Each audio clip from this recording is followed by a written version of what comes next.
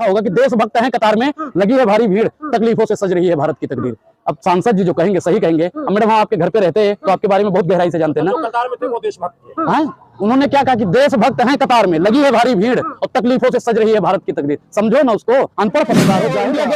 India gate गए हो, वहां पे आप जाइए, देखिए मुसलमानों की संख्या 61,395 लिखा हुआ कि इतने लोगों ने राष्ट्र के लिए बलिदान किया, राष्ट्र के लिए सहयोग किया। सिख की संख्या कितनी थी आपको पता है? 8,050। पिछड़े वर्ग की 14,480, दलित 10,777, स्वर्ण हम भी उसमें आते हैं। हमें नहीं कहते हमारी भूमिका है जी, हमारी तो बहुत कम भूमिका, इतनी सी। सिर्फ 598 लोगों ने, संघी 9 लोग, गुजराती 6 लोग। गुजराती ये अपने आपको कहते हैं ना बहुत बड़े गुजराती, हम पूरा मतलब पूरा खानदानी आ गया। उसमें संघी भी इंडिया गेट में लिखा हुआ है। भाई संघी नहीं लिखा हुआ है, आंकड़ा आता है। केंद्र ये नहीं कहती ना कि आपने करा है। भाई आप वो तो कहते हैं मुस्लिम में क्या कहेंगे, अब्दुल ने करा है, कलाम ने करा है, सलमान ने करा है, शाहरुख ने करा है। अब उन्होंने तो पूरी उसको कर दिया ना। देश की सच्चाई सच छुपने नहीं देंगे। जो लगातार वायरल हो रहे हैं और तमाम जो टीकाधारी भी है, तो हम उनसे बातचीत करेंगे। आज यही बात है कि हिंदुत्व पे तमाम तरीके के सवाल और जवाब होते हैं कि हिंदू जो है, ये बजरंग दल है, वो पठान मूवी का विरोध कर रहे हैं। तो लगातार जो अनुराग है उसमें बयान भी दे रहे हैं। तो हम आज जानेंगे कि ये पठान मूवी कोई मुद्दा है क्या? मैडम कोई मुद्दा नहीं है, मेरे हिसाब से देखा जाए तो कोई मुद्दा नहीं है। प्रधानमंत्री जी की नजरों से देखा जाए कोई मुद्दा नहीं है, गृह मंत्री जी की नजरों से देखा जाए कोई मुद्दा नहीं है। ना प्रधानमंत्री जी ने ट्वीट किया, ना गृह मंत्री जी ने ट्वीट किया। भाई भारत के हैं ना, वो बड़े पद पे बैठे हैं, राष्ट्रपति जी ने भी नहीं ट्वीट करा कि नहीं देखना है। ये लोग दंगाई हैं जो काटने पीटने और जलाने की बात करते हैं। कौन है दंगाई? जो भी काटने पीटने की बात करता है वो सरासर दंगाई है। वो भाई देश का, मैं उसे नहीं मानता कि वो राष्ट्र प्रेमी होगा। भगवे का अपमान कैसे हुआ आप मैडम बताइए, हमें भगवे का अपमान कैसे हुआ, बोलिए आप। भाई मुझे नहीं लगता, भाई भगवे का विरोध नहीं है। अगर भगवे का कर रहे हैं कि हाँ भगवा है वो, तो डिटेल सबनवा का क्या विरोध नहीं करते हो, करो ना। अगर वाकई में किसी के बाप में इतनी हिम्मत है जो भगवे का अपमान करने के लायक है, उगते हुए सूरज का अपमान करे, इस टीके का अपमान करे, ये है ना भगवा, असली भगवा, ये असली भगवा हुआ है, ज्वाला अग्नि, उसका अपमान किसी के बाप में हिम्मत है करने की? करेगा कोई? ये भैया कपड़ा है, ये कपड़ा है, ऑरेंज कलर का कपड़ा है, इसमें भगवे का क्या अपमान हो गया? मैं नहीं मानता कोई अपमान है इसमें, और जो लोग मानते हैं वो भैया मानते रहेंगे। शाहरुख खान का विरोध हो रहा है नहीं, वो शाहरुख खान का विरोध कर रहे हैं क्योंकि वो खान गैंग से, मैं तो बोलता हूँ भाई उन्हें खान गैंग से दिक्कत है, अगले भगवे से कोई दिक्कत नहीं। भगवा है नहीं, उनको भी पता है कि ये ऑरेंज कलर है, इसका विरोध करने से कोई फायदा नहीं है, क्योंकि इनके पहले भी 3 सांसदों ने बना रखी है। अभी शाहरुख खान की जब बात आती है या पठान मूवी की बात आ रही है, लेकिन वही शाहरुख खान है जो अंजलि है, जो आपको पता है दिल्ली में जो घसीटते हुए लड़की को लेकर परिवार वालों को सहयोग दिया। हाँ, अभी इन लोगों को जो दलाली कर रहे हैं, विरोध कर रहे हैं, उन लोगों से मैडम ये बात आप पूछिए कि वो देशभक्त है या नहीं है। अगर वो हिंदू संस्कृति को, सनातनियों को ठेस पहुंचाने का काम करता तो अंजलि सिंह के परिवार वालों को मदद करता। वो तो कहता भैया इसमें कोई मुस्लिम लड़की तो है नहीं, मैं तो साइड में रहता हूँ, कह सकता था ना। उसने दिखाया कि देखो मैं राष्ट्र प्रेमी हूँ, राष्ट्र हित की बात करता हूँ। लोग कहते पाकिस्तान को फंडिंग करता है। अंजलि कहाँ की है बताइए मैडम, कहाँ की है अंजलि? दिल्ली की है, भारत की है। भारत की है ना। अगर वो पाकिस्तान को फंडिंग करता तो भारत में उसने अंजलि को कैसे फंडिंग कर दिया? पाकिस्तान जानी चाहिए उसकी फंडिंग। खान से इन लोगों को दिक्कत क्यों है भाई उनको दिक्कत है, वही तो मैं कह रहा हूँ कि उन्होंने भगवा सिर्फ एक बहाना ढूंढ लिया है खान गैंग तक पहुंचने का, क्योंकि कभी किसी न किसी बहाने से इनको खान गैंग को मिटाना है। अनुराग जी ये बताइए, जो हमारी जो बेसिकली जो मुद्दा है, आपको क्या लगता है क्या क्या मुद्दा देश के अंदर बेरोजगारी इतना ज्यादा बढ़ते जा रहा है? बिल्कुल बिल्कुल मैडम, महंगाई होनी चाहिए, बेरोजगारी होनी चाहिए, महिला सशक्तिकरण की बात ये लोग करते हैं, महिला को यही लोग रोंदते हैं। उसमें आपने देखा होगा कि बीजेपी के भी सह संयोजक जी थे। तो मैडम यहाँ पे तो ये वो देश है जहाँ पे गवाह खरीदे जाते हैं, सबूत बेचे जाते हैं, निधि का 1 घंटे बाद दूसरा बयान आता है, दूसरे लोग आके दूसरा बयान दे देते हैं। पता नहीं क्या चल रहा है देश में। अब यूपी से ही है, यूपी के अंदर बाराबंकी के अंदर अभी बताया जा रहा है कि वहाँ पर जो बुजुर्ग जो लेडी है होते हैं, उनको उनके साथ बलात्कार होते हैं, उनको गला का मार दिया जाता है। पहले बलात्कार करते हैं, फिर उसके बाद उनको मार देते हैं, जो कहते हैं कि साइको बताया। मैडम देखो मैं क्या बता रहा हूँ कि बीजेपी का दूर दूर से कोई रिश्ता आता है, दूर दूर से, तो वो उसे बचाने का अथक प्रयास करेंगे किसी न किसी तरीके से। मैडम जब उस लड़की को घसीटा ना, 13 बैरिकेटिंग पार कर दिया। अरे पुलिस वाले भांग की गोली खा के सोए थे। मैं उस पुलिस वालों को टारगेट कर रहा हूँ, उनको तो सस्पेंड कर देना चाहिए। बर्खास्त अभी आज तक नहीं हुए, काहे नहीं हुए, काहे नहीं हुए? एलजी साहब आंख मूंदे बैठे हैं, एक्शन ही नहीं ले रहे। गृह मंत्री साहब हाथ पे हाथ रखे बैठे हैं, वो वहां पे जाके कहते हैं कि भाइयों बहनों 1 तारीख को राम मंदिर का केवाड़ खुल जाएगा।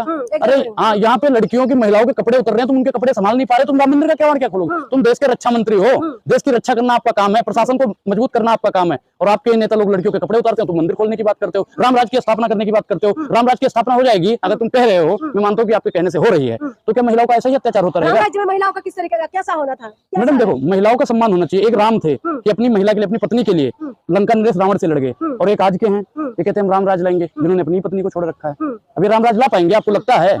ये कभी नहीं ला पाएंगे। ये सिर्फ और सिर्फ वास्तविक मुद्दों से जनता को भटकाने का काम करते हैं। कांग्रेस के छोड़े हुए आदमी लगातार भाजपा का विरोध कर रहे हैं। भाजपा का विरोध करना देश का विरोध करना। भाई देखो ये हमारा फोन है, जो पत्रकार चाहे इसे देख सकता है। इसमें किसी भी प्रकार का कांग्रेस का, आम आदमी पार्टी का या फिर भारतीय जनता पार्टी का, अकाली दल का, जितने भी दल हैं, एक भी ग्रुप मिल जाए यहीं पे बांध के मारना, यहीं पे। मोदी जी नहीं लाएंगे तो कौन लाएगा? रामराज भाई, रामराज्य देखो अलग विषय है, हमें वास्तविक मुद्दों से हमारे ना भटकाया जाए। हमें तो पता है रामराज भाई कोई नहीं लाएगा। रामराज आप अच्छा स्कूलों में गुरु नहीं है, स्कूलों में गुरु नहीं है, विश्वगुरु बनाने की बातचीत कर रहे हैं। विश्वगुरु कैसे बनेगा जब स्कूलों में गुरु होंगे? साइंस अपनी कितनी पीछे बताइए, बहुत पीछे है ना अभी। जैसे दलित लोग पिछड़े वर्ग में आते हैं, वैसे ही अगर देखा जाए बाहरी इकोनॉमी के हिसाब से तो साइंस एक पिछड़ा वर्ग है और वर्तमान सरकार इसे दबाने का काम करती है। लोगों को कहते हैं जागरूक मत बनिए, सिर्फ और सिर्फ हिंदू मुसलमान की राजनीति करिए। जितने भी पत्रकार हैं वास्तविक मुद्दों से भटका रहे हैं हमको। रात में एक आर पार वाला बैठता है, उसको तो भैया सबसे ज्यादा हिंदू मुसलमान नहीं करता है। इसमें भी सवाल किया है, राहुल गांधी ने कह रहे हैं कि मीडिया जो है, मीडिया पे लगाम लगा हुआ है। आपको क्या लगता है? बिल्कुल बिल्कुल बिल्कुल, वर्तमान सरकार ने लगाम लगा रखा है, उद्योगपतियों ने लगाम लगा रखा है। मैडम जो भी चैनल इनकी दलाली नहीं करेगा उसको तो उद्योगपति लोग खरीद सकते हैं। एनडीटीवी का आप देख लीजिए किसने खरीदा है। अब इतना तो समझदार पत्रकार हैं ही आप। रवीश कुमार को भैया बेरोजगार कर दिया, वैसे वो बेरोजगार तो होगा ही नहीं। मैं कह रहा हूँ जितने भी पत्रकार है ना, सबसे बढ़िया आज की डेट में सबसे बढ़िया वही खाएगा।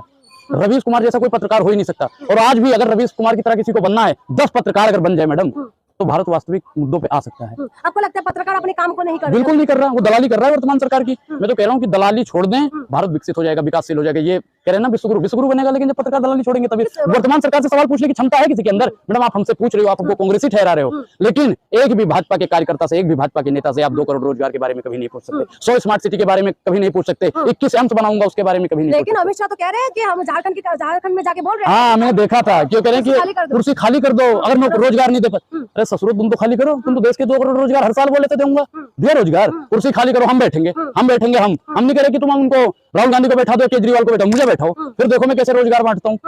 मैडम जैसे फ्री के राशन बांट रहे हैं ना, 2 करोड़ 80 करोड़ लोगों को कह रहे हैं राशन देंगे। मैं कह रहा हूँ कि देश के एक एक बंदे को रोजगार देने का काम करें। हमारे काबिल प्रधानमंत्री को आप कह रहे हैं कि नहीं कर रहे काम। अमित शाह इतना काबिल है, आप उनको भी ऐसे ठहरा रहे हैं, गलत ठहरा रहे हैं। आपके हिसाब से लगता है कि प्रधानमंत्री जी काबिल हैं?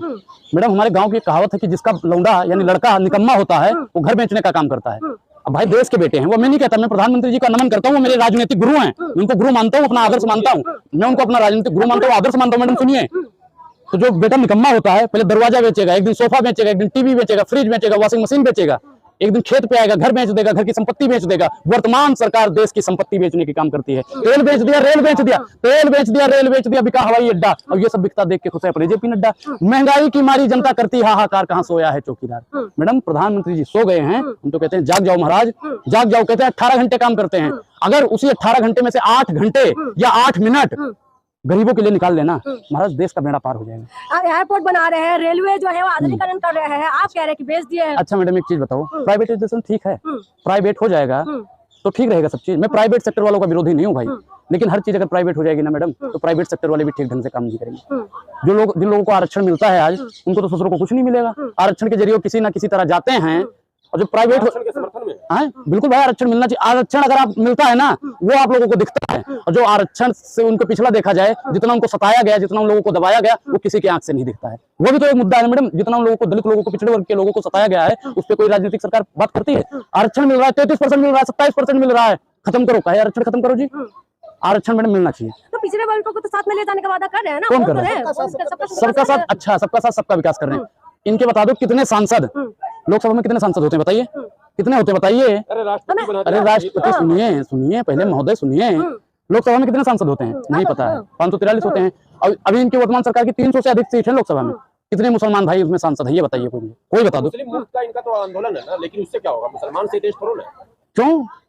मुसलमानों की संख्या नहीं है, मैं आंकड़ा देता हूँ भैया आपको। भाई बहुत लूट चुका है ना भाई, भाई देखो भाई, मुगल अलग है, ये मुसलमान अलग है। मैं इन मुसलमानों को भाई राष्ट्र प्रेमी मानता हूँ।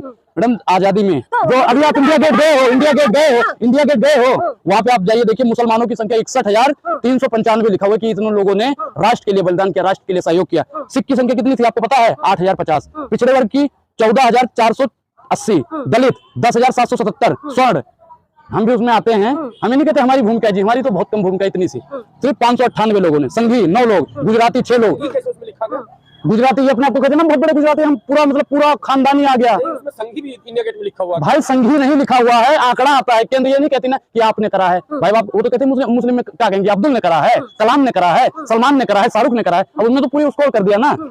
सबको ले जाने की बात करता है। गुजराती के 6 और मारवाड़ी भी 6 हैं, और ये अपने आप को बहुत बड़े नेता कहते हैं हम राष्ट्र प्रेमी हैं। जितने इनके 5-6 तो होंगे ना अभी नेता इनके गुजरात से जो आते हैं, कितने बड़े राष्ट्र प्रेमी बताओ। 6 लोग जिन्होंने आजादी में भाग लिया, बीजेपी वालों ने और हमने आजादी में भाग लिया। अरे सत्ता के दलालों सुनो, गुजराती को संगी मानते हैं। नहीं हम गुजराती को संगी नहीं बोल रहे, संगी अलग है भाई। मैं कह रहा हूँ कि हमने आजादी में भाग लिया और बीजेपी वाले और आरएसएस वाले बीजेपी से ही भाग लिए। हमने आजादी में भाग लिया, वो आजादी से भाग गए। मैडम उन्होंने आजादी में उनके कोई कहते हैं हम ही अभी बता रहे कि वही देशभक्त है, आप कैसे बता रहे हैं? कौन देशभक्त है?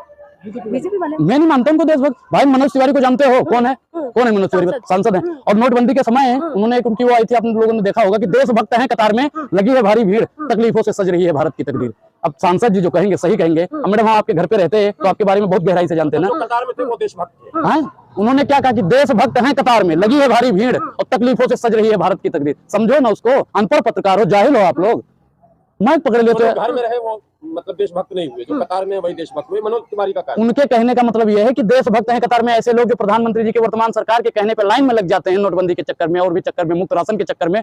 राशन लेंगे अभी भी मैं कुछ लोगों को मैडम बता दूं कि कुछ लोग ऐसे हैं जो 5 किलो राशन के लिए बाप दादा लाइन लगाते हैं और बेटा फेसबुक पे लगता है मैं चौकीदार हूँ। चौकीदार हैं तो तुम चौकीदार होते तो रसोना के लिए तुम्हारे बाप दादा लाइन लगाते। मैडम जब तक हमारी जनता जब तक बोलना नहीं शुरू करेगी तब तक ये वर्तमान सरकार हमें चूसने का काम करेगी।